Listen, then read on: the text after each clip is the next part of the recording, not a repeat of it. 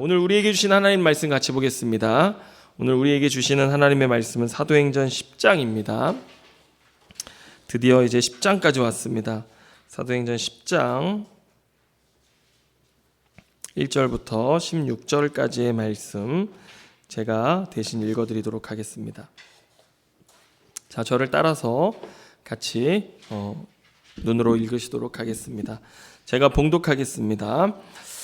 가이사라에 고넬료라 하는 사람이 있으니 이달리아 부대라 하는 군대의 백부장이라. 그가 경건하여 온 집안과 더불어 하나님을 경외하며 백성을 많이 구제하고 하나님께 항상 기도하더니 하루는 제9시쯤 되어 환상 중에 밝히 봄에 하나님의 사자가 들어와 이르되 고넬료야 하니 고넬료가 주목하여 보고 두려워 이르되 주여 무슨 일이니까? 천사가 이르되 내 기도와 구제가 하나님 앞에 상달되어 기억하신 바가 되었으니 내가 지금 사람들을 요빠에 보내어 베드로라 하는 시몬을 청하라. 그는 무두장이 시몬의 집에 유숙하니 그 집은 해변에 있다 하더라.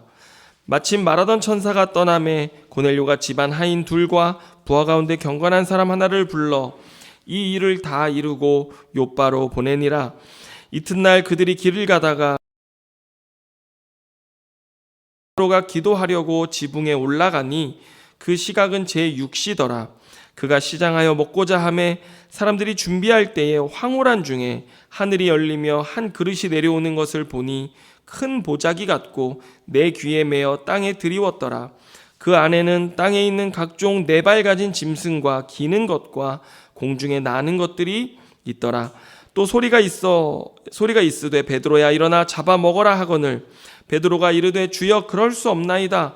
속되고 깨끗하지 아니한 것을 내가 결코 먹지 아니하였나이다 한데 또 두 번째 소리가 있으되 하나님께서 깨끗하게 하신 것을 내가 속되다 하지 말라 하더라. 이런 일이 3번 있은 후 그 그릇이 곧 하늘로 올려져 가니라. 아멘. 자, 오늘 이 말씀 가지고 성령이 쓴 우리 행전 27번째 말씀 함께 나누도록 하겠습니다. 여러분, 오늘 우리가 읽은 사도행전 10장의 말씀은 교회는 어떤 공동체여야 하는가 하는 것을 말씀하고 있습니다. 특히 오늘 본문을 통해서 우리는 성령께서 직접 교회를 가르치시는 장면을 보게 되는데요. 본문의 내용이 아주 재미있습니다. 성령께서 얼마나 기가 막히게 모든 것을 예비하시고 준비하실 뿐만 아니라 직접 드러내시고 보여주시는지요. 우리가 사도행전 10장을 읽을 때 보통 어떻게 읽습니까? 사도행전 10장의 주인공은 누구라고 생각해요? 고넬료라고 생각하잖아요. 고넬료 백부장의 회심이 주제라고 생각할 수 있지만 물론 그렇게 볼 수도 있습니다. 하지만 오늘 본문의 진정한 주인공, 핵심은 누구냐면 지금 성령께서 미숙한 초대교회의 종교적 편견과 이방인에 대한 차별에 맞서서 얼마나 복음이 모든 사람을 위한 것인지를 알도록 교회를 가르치고 계시다라는 것입니다. 여러분, 제가 어린이집에서 떡 수업을 하지 않습니까? 그런데 4월과 5월에는요 쑥개떡을 하거든요. 근데 아이들이 쑥을 좋아할까요, 싫어할까요? 싫어하죠. 예. 그래서 수업을 시작할 때 제가 미리 뜯어놓은 쑥 그 이파리 모양을 보여주고 냄새도 맡아보고 모양도 설명해주면서 이게 어디에 가면 뜯을 수 있는지 이런 것들 알려주고, 그리고 점차 쑥 반죽을 꺼내서 이리저리 만져보고 주물러보고 조금씩 친해지는 거죠. 그리고 나서 반죽을 나눠서 동그랗게 만들어서 꽃도장으로 찍어서 그리고 이걸 쪄가지고 딱 내주면요 자기들이 만든 거잖아요. 그래서 아이들이 그것을 어색해하지 않고 맛있게 먹는 것을 보게 됩니다. 그런데 제가 재밌게 수업을 한 어린이집 원장님이 너무 좋아서 제가 푸짐하게 나눠 드리고 오니까 남은 걸 이쪽 어린이집에 간식으로 쓰라고 주면서 이제 소개를 해주시는 거예요. 근데 이 어린이집은 먹었을까 안 먹었을까요? 하나도 안 먹었습니다. 왜요? 내가 만든 게 아니기 때문에 그 쑥향이 너무 어려웠던 거예요, 아이들에게는.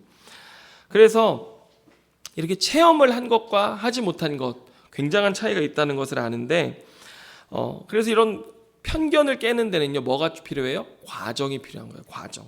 이런 과정을 통해서 편견이 깨어지는데 오늘 성령께서도 교회를 가르치시기 위해서 어떻게 하세요? 이런 과정을 예비하셨습니다. 자, 오늘 말씀을 보면 먼저 이방인 백부장인 고넬료에게 주님께서 환상 가운데 나타나십니다.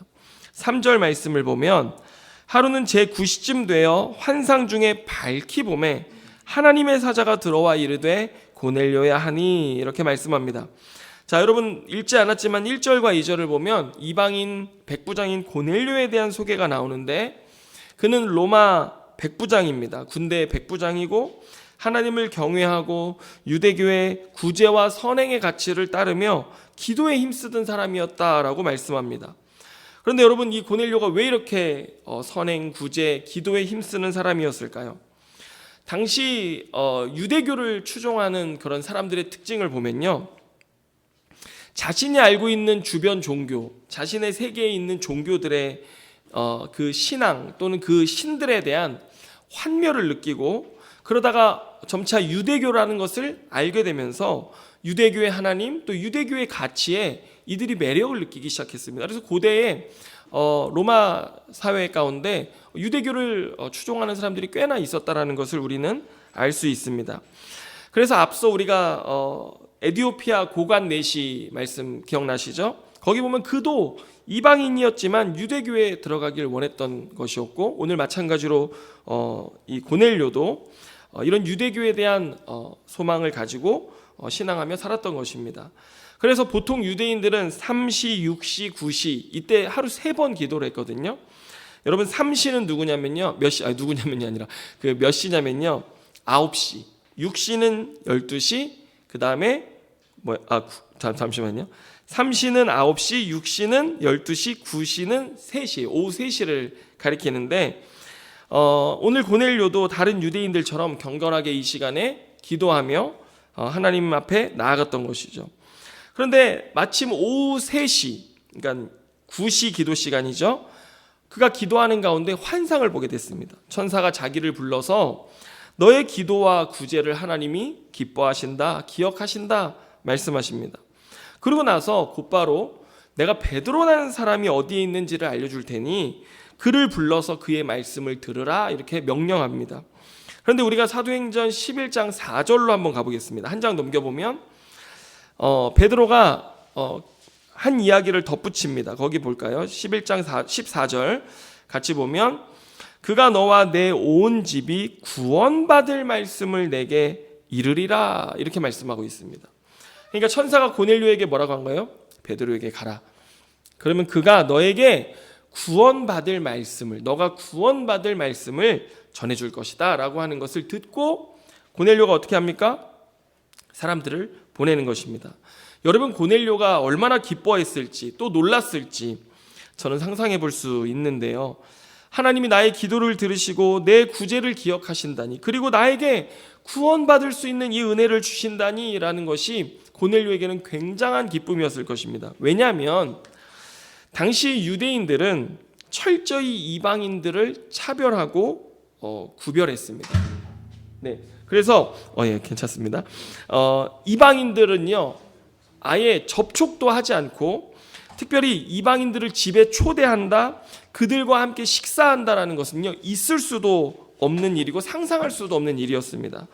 여러분 우리가 사도행전 11장 넘긴 김에 2절로 3절의 말씀을 보면 예루살렘 교회에 이제 나중에 베드로가 고넬료 집에 가서 그들이 믿게 된 사실을 전했을 때 대번에 예루살렘 교회가 했던 말이 뭔지 딱 나와 있어요. 보세요. 2절과 3절 같이 읽습니다. 시작. 베드로가 예루살렘에 올라갔을 때에 할례자들이 비난하여 이르되 내가 무할례 집에 들어가 함께 먹었다 하니 이렇게 말씀합니다. 그러니까 할례자로서 무할례자의 집에 들어간다라고 하는 것은요 이 굉장한 일이었습니다. 그래서 할 수 없는 금기시된 일이었어요. 그래서 지금 예루살렘 교회의 태도를 보세요. 이방인이 믿고 구원받은 것보다 지금 뭘 더 시비를 걸어요? 너가 왜 무할례 집에 들어갔냐라고 하는 것에 더 시비를 걸고 있는 것입니다. 여러분 이제 10월 말인데 할로윈이 있거든요.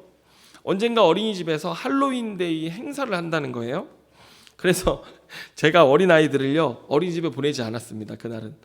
왜요? 아빠가 목사인데 마치 그 귀신놀이, 마귀놀이 하는 곳에 우리 애들 보낼 수 없다 이거예요. 그래서 우리 아이들은 이런 것을 배워서도 안 되고 알 필요도 없다라고 확신해 가지고요, 제가 철저히 아이들을 지키기 위해서 안 보냈습니다. 그런데 여러분, 유대인들이요, 이방인과의 관계에 있어서는요, 이보다 몇 배나 더 심하게 또 철저히 이방인들을 자신과 구별했습니다. 이방인들과 닿는 것조차 부정해진다라고 해서요, 엄청나게 거리를 두었었는데, 그런데 오늘 그 고넬료 입장에서 보면 하나님께서 유대인 베드로를 청해서 구원의 말씀을 듣게 하신다라고 했을 때, 이건요, 나에게 뭔가 이제 이 유대교 안으로 들어갈 수 있게 하실 것만 같은 그런 기대감, 그동안 그 먼 거리 속에서 정말 그 하나님이라고 하는 신을 숭배하면서 큰 거리감을 느꼈었는데, 이제 내가 그 공동체 안에 들어갈 수 있겠구나 라고 하는 뭔가 그런 기대감을 갖게 했던 것입니다. 그래서 즉시로 사람을 보내서 베드로를 모셔오게 했습니다. 여러분, 9절 이하를 보면요, 성령께서 얼마나 기가 막힌 분이신지요. 한번 9절부터 11절 같이 읽습니다. 시작. 이튿날 그들이 길을 가다가 그 성에 10장입니다. 죄송합니다. 10장 9절부터 11절 다시 읽습니다. 시작. 이튿날 그들이 길을 가다가 그 성에 가까이 갔을 그때에 베드로가 기도하려고 지붕에 올라가니 그 시각은 제6시더라. 그가 시장하여 먹고자 하매 사람들이 준비할 때에 황홀한 중에 하늘이 열리며 한 그릇이 내려오는 것을 보니 큰 보자기 같고 내 귀에 매어 땅에 들이웠더라. 고넬료가 보낸 사람들이 베드로에게 도착할 즈음 베드로가 이제 그날 12시가 됐어요. 제6시 12시가 되어서 점심 먹을 시간에 기도하러 올라갔습니다. 기도하러 올라갔는데 때마침 배가 고팠는데 하나님이 환상을 보여주시면서 한 그릇이 보자기에 쌓여 내려오는데, 그 안을 들여다보니 온갖 부정한 동물들, 짐승들이 가득 차 있는 거예요. 그런데 주님 뭐라고 하는 거예요? 그런데 여러분, 유대인의 율법에는 그것을 먹을 수 있습니까, 없습니까? 못 먹어요. 부정한 것들은 먹지 못하도록 율법에 되어져 있잖아요. 그런데 하나님 먹으라고 하시는 거예요. 몇 번이나? 3번이나. 3번이나 말씀하셨다는 것은요, 하나님이 확증하시는 것입니다. 너 반드시 먹어야 된다라고 말씀하시는 것인데, 하나님이 내가 깨끗하다 한 것을 너는 속되다 하지 말라 이렇게 말씀하시는 것입니다.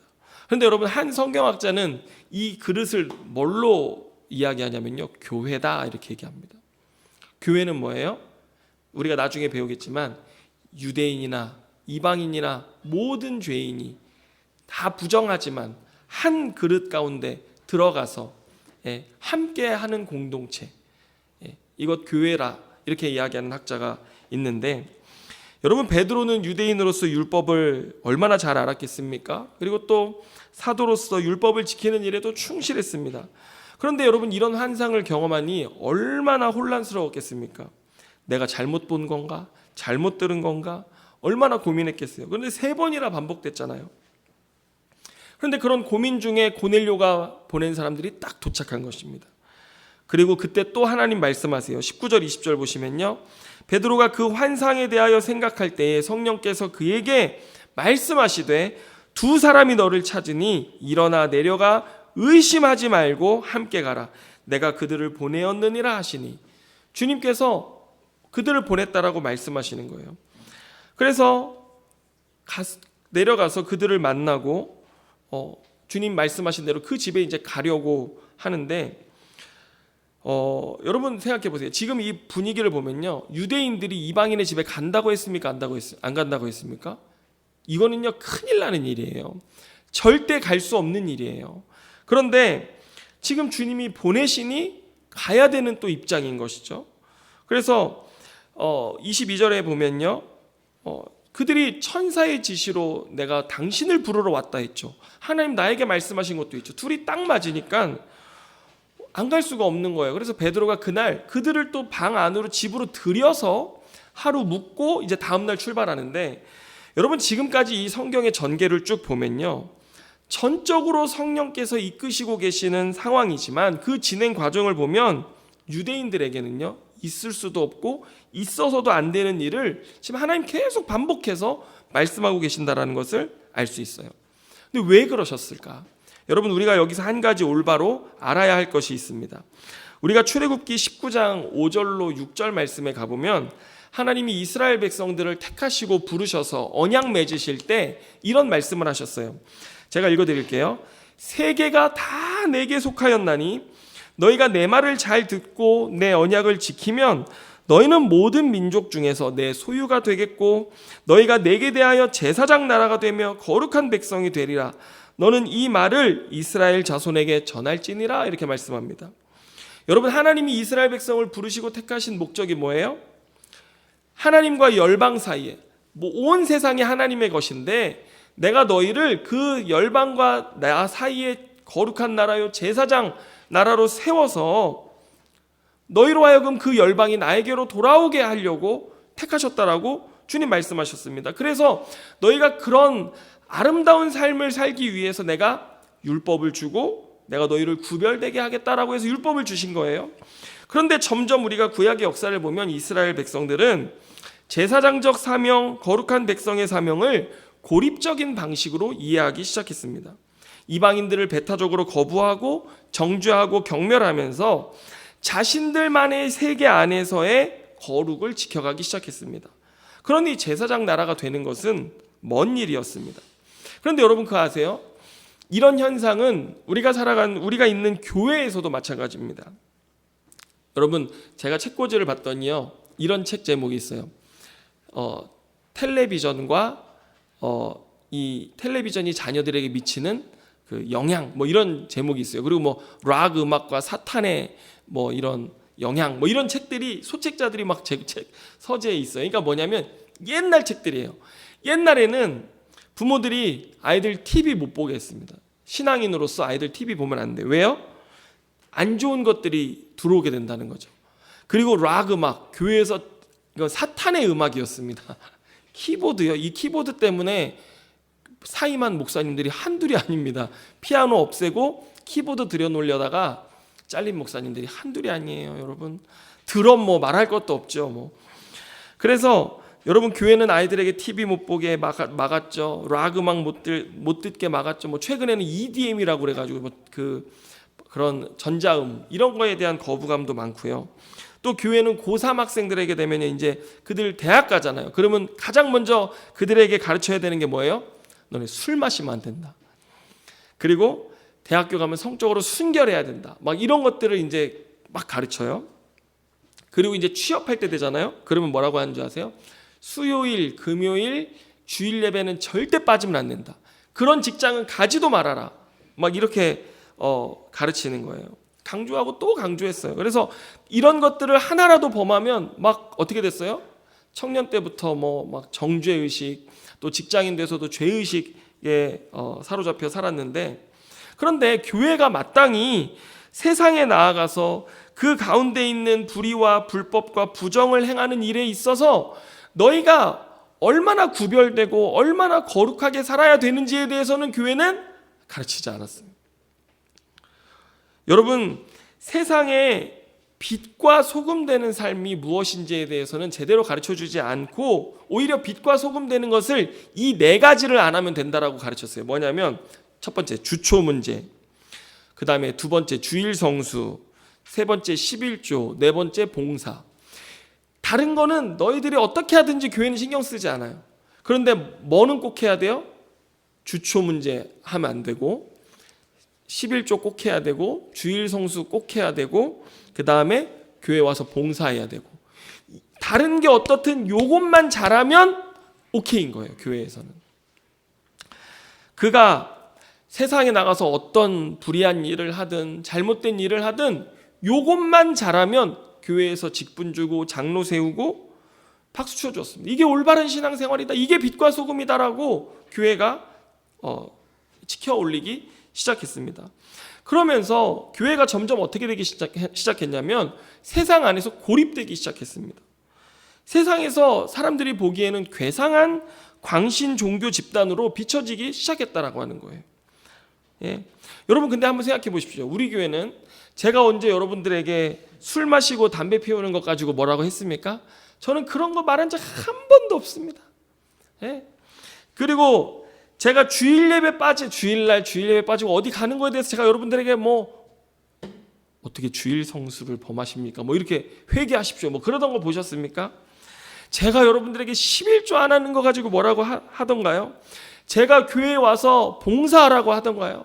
요즘 조금 이제 하려고 하죠. 그렇죠?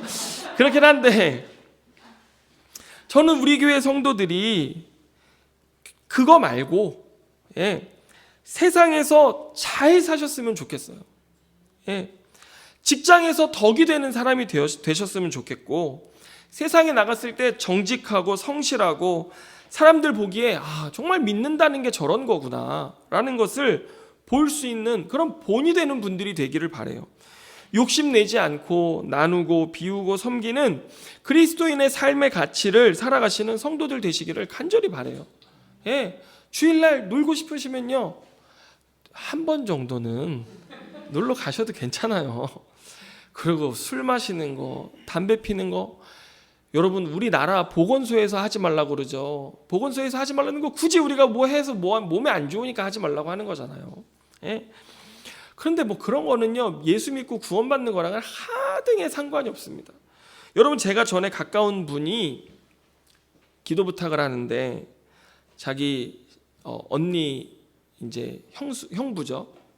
신실한 가정, 믿는 가정이에요. 그런데 형부가 음주운전을 해가지고 사람을 쳐서 죽었어요. 배상금이 2억, 그리고 감옥에 2년인가 1년인가 가셨어야 됐어요. 그래가지고 기도해 달라고 하는 거예요. 뭐 난리가 났죠.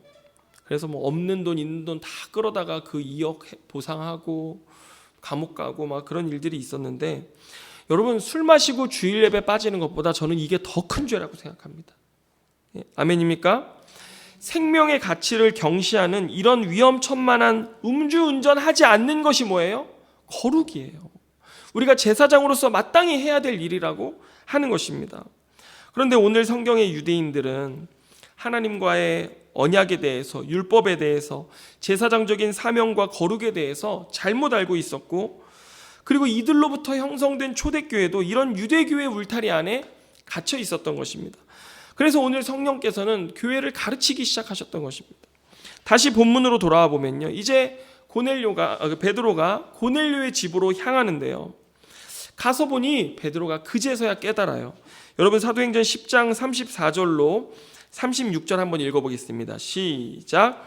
베드로가 입을 열어 말하되 내가 참으로 하나님은 사람의 외모로 보지 아니하시고 각 나라 중 하나님을 경외하며 의를 행하는 사람은 다 받으시는 줄 깨달았도다.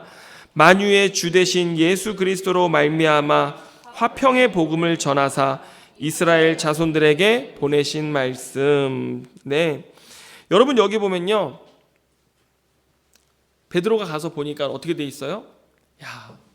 하나님이 참으로 사람을 외모로 보지 않으시는구나, 그 알게 되고요, 하나님을 경외하며 하나님을 찾는 자들에게 대해서 하나님이 은혜를 베푸시는구나 라는 것을 알게 돼요.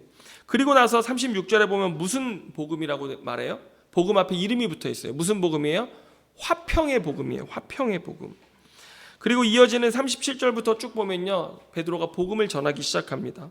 복음의 내용에 대해 기록하고 있어요. 우리가 아는 복음서에 예수님의 말씀, 기적, 십자가에서의 죽음과 부활, 그리고 이제 누구든지 예수 그리스도를 믿으면 죄 사함을 받고 구원을 받는다라고 하는 말씀을 전하고 있어요. 여러분, 베드로가 전한 복음은요, 유대인들에게 전했던 복음하고 하나 다른 게 없습니다. 똑같은 복음을 이들에게도 전했어요. 그런데 여러분, 이 화평의 복음은 유대인들뿐만 아니라 이방인도 듣고 구원받을 수 있는 복음이라는 것을 성령께서 그 순간 가르쳐 주십니다. 44절로 46절에 보면 제가 읽어드리겠습니다. 베드로가 이 말을 할 때에 성령이 말씀 듣는 모든 사람에게 내려오시니 베드로와 함께 온 할례받은 신자들이 이방인들에게도 성령 부어주심으로 말미암아 놀라니 이는 방언을 말하며 하나님 높임을 들음이로라, 이렇게 말씀합니다. 말씀이 전해지는 중에, 복음이 전해지는 중에 고넬료와 그 가족이 그 말씀을 듣고 믿음으로 그들의 마음 가운데 어떤 변화가 일어났던 것 같아요. 그러자 하나님의 죄사함이 임했다는 증거가 뭐예요? 그들에게 성령이 임했던 것입니다. 그래서 예수 그리스도의 복음은 유대인들뿐만 아니라 이방인에게 이르기까지 모든 믿는 자들을 구원하는 하나님의 능력이 됨을 초대교회가 알게 하셨던 것입니다. 할렐루야. 여러분, 사도행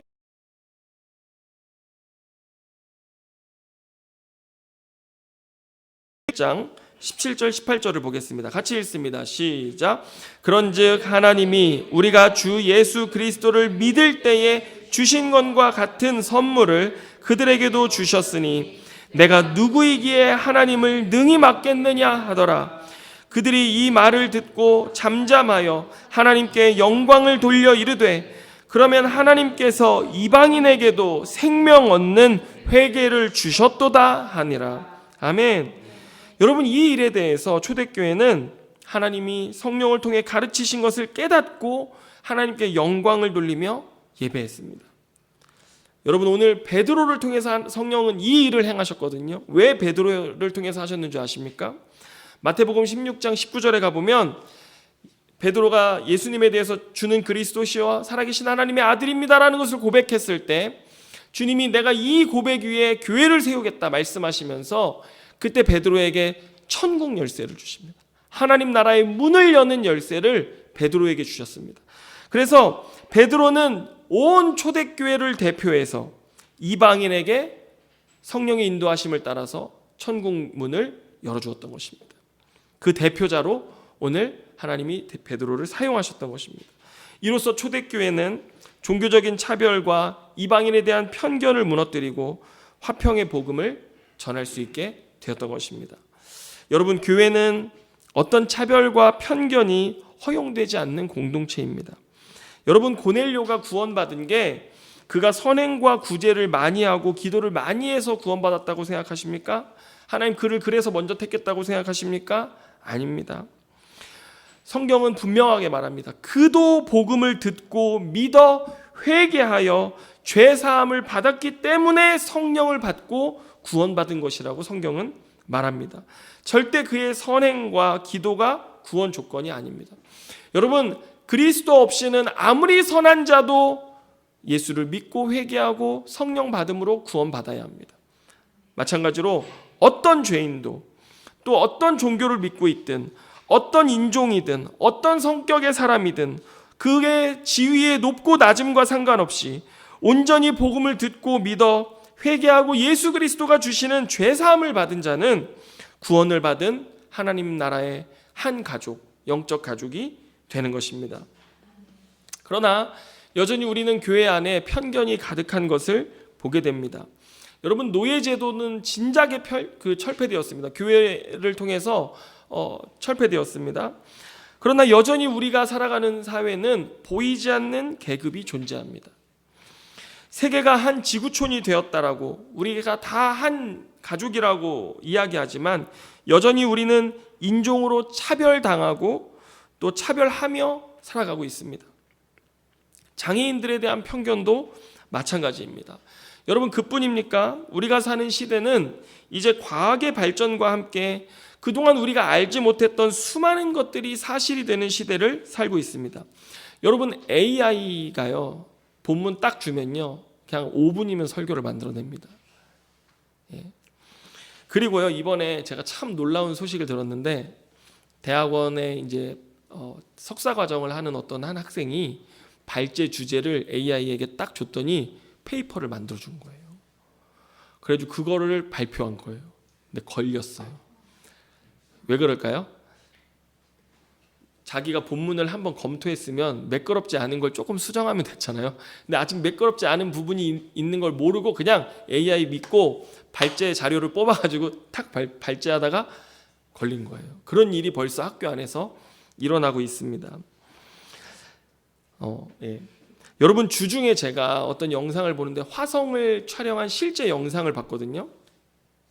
화성에 이제 우주 탐사선이 가서 촬영한 실제 영상을 보는데 정말 지구의 사막하고 똑같아요. 아, 진짜 살만하겠다 이 생각이 드는, 물이 없어서 그렇지 살만하겠다 이런 생각이 드는 거예요. 그러니까 왜 과학자들이 미래 지구를 떠나서 우리가 화성에 살 것에 대해서 예측하고 있는지가 분명하게 보이는 거예요. 또 여러분 주중에 뉴스를 보다 보니까 쥐를요 복제하는 데 성공했다는 거예요. 그 DNA를 추출해서. 이미 이거 옛날 이야기 아닙니까? 그래서 이미 인간 복제도 윤리적인 문제만 남았다 이렇게만 얘기를 하는 거예요. 그리고 또 요즘 과학자들을 통해서 이미 제3의 성, 젠더에 대한 문제는 이미 과학계에서 다 인정하고 있는 부분이기도 합니다. 여러분, 이런 여러 가지 시대적 변화 앞에서 우리는 계속해서 뭐가 필요해요? 성령의 가르치심이 필요합니다. 여러분, 우리는 이 시대 가운데 고립되어져서는 안 됩니다. 끊임없이 도전과 응전으로 우리는 성령의 가르치심을 따라서 우리의 자녀들이 복음을 들고 이 시대 속에서 참된 성령의 인도하심을 받는 자녀들이 될 수 있도록 가르쳐야 합니다. 그것이 그들이 제사장 나라가 되고 거룩한 백성이 되는 방법이라고 하는 것입니다. 여러분, 갈라디아서 3장 27절 29절에는 이런 말씀이 있습니다. 누구든지 그리스도와 합하기 위하여 세례를 받은 자는 그리스도로 옷 입었느니라. 너희는 유대인이나 헬라인이나 종이나 자유인이나 남자나 여자나 다 그리스도 예수 안에서 하나이니라. 너희가 그리스도의 것이면 곧 아브라함의 자손이요 약속대로 유업을 이을 자니라. 여러분, 갈라디아서 이 말씀 한번 찾아보세요. 3장 28절 한번 찾아보세요. 이거는 꼭 밑줄을 그어 놓으셔야 돼요. 이게 얼마나 혁명적인 말씀이었는지 여러분 보셔야 돼요. 갈라디아서 3장 28절입니다. 예. 한번 밑줄 그으면서 같이 다시 한번 읽겠습니다. 시작.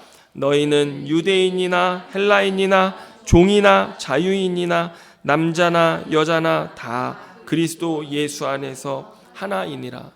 여러분, 로마 사회 그리고 특별히 그 안에서도 유대인이라는 집단 안에서는요, 여러분 로마 사회는요 철저히 구분하는 사회였습니다. 너와 나는 다르다라는 것을 철저히 계층화하고 계급화하고 나눴습니다. 시민권을 가진 자와 가지지 않는 자의 차이는요 이루 말할 수 없는 차이였고요. 게다가 그 안에 유대교의 종교까지 들어가면요 이것은 엄청난 차별과 편견이 난무하는 사회. 그런데 그런 사회 속에서 오늘 교회는 이 복음을 선포했습니다. 뭐라고 그랬어요? 유대인이나 헬라인이나 이건 같이 존재할 수가 없는 부류입니다. 종이나 자유인이나 마찬가지죠. 남자나 여자나, 여러분 남자하고 여자하고의 차이도 컸습니다. 다 그리스도 예수 안에서 하나다. 여러분, 한 가족이다, 한 패밀리다, 함께 유업을 이을 자다라고 하는 이런 혁명적인 복음의 메시지가 선포되어졌던 것이 2000년 전 초대교회였습니다. 여러분, 오늘을 살아가는 우리 교회, 우리는 차별과 편견이 아니라 성령께서 인도하여 주시기를 구하며 복음을 들고 이 세상 속에 모든 영혼들, 모든 사람들을 품으며 복음을 들고 제사장 나라요 거룩한 백성으로 하나님 나라를 이루며 살아가는 저와 여러분의 삶이 다 될 수 있기를 주님의 이름으로 축원합니다. 기도하겠습니다. 주님, 감사합니다. 예수 그리스도의 십자가로 말미암아 유대인이나 헬라인이나 종이나 자유인이나 남자나 여자나 다 그리스도 예수 안에서 아브라함의 자손이요 유업을 이을 하나님의 백성으로 우리를 새롭게 불러주시고 창조해 주신 것 주님 감사합니다. 주님, 오늘 2000년이 지난 오늘 우리가 이 시대를 살아감에 있어서 우리가 교회로 어떤 공동체가 되어야 하는지 하나님 알게 하여 주시옵소서. 우리 안에 담장이 허물어지게 하여 주시고 우리 안에 서로를 향한 차별과 편견 없어지게 하여 주시고 그리스도 안에서 우리가 다 하나이기에 성령이 우리를 하나 되게 하신 것을 힘써 지키며 하나된 공동체로 또 이 땅을 향하여서 이 시대를 향하여서 손을 내밀어 그 시대, 변화하는 시대 속에 그들도 예수 그리스도의 하나님 나라 안에 들어올 수 있도록 함께 이 복음을 살아가는 믿음의 공동체로 우리가 서게 하여 주시옵소서. 모든 것 주님께 감사드리며 예수님의 이름으로 기도드립니다. 아멘.